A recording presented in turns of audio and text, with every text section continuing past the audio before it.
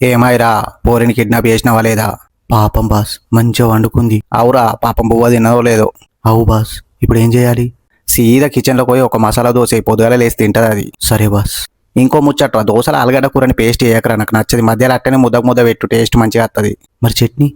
నువ్వు రాకూడక, నువ్వు వచ్చినాక నేను పోయి పల్లి చట్నీ వేసి పోరికి తినిపించేస్తా. నువ్వైతే వచ్చేటప్పుడు పంక చాలు చేసి దానికి దుప్పటి కప్పిరా, దోమలు కుడతాయి మళ్ళా. నిజమా బాస్? మరి ఏం మాట్లాడుతున్నావు రావులే?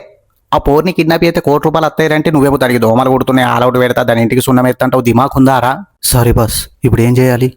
ఫస్ట్ దాన్ని ఒక జోరబొంతలు వేసి భుజంకు తలిగేసుకుని ఇంటికి రా. అలా అయ్యకు ఫోన్ చేసి నీ చిన్నారి చిట్టి తల్లిని కిడ్నాప్ చేసినాం, ₹1,00,00,000 ఇవ్వమందాం. ఒకవేళ ఇవ్వకుంటే బాస్?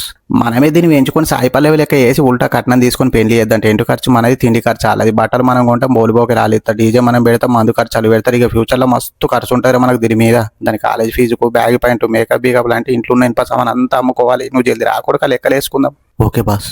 అట్లనే వచ్చేటప్పుడు ఒక దగ్గర చికెన్, ఒక అల్లం ఎల్లిగడ్డ ప్యాకెట్, కుడకపొడి ప్యాకెట్ తీసుకుంటా. దసరాకి వేసిన అప్పాలు ఉన్నాయి ఇక తినుకుంటా ప్లాన్ చేద్దాం దాన్ని ఎట్లా వేయించాలనో.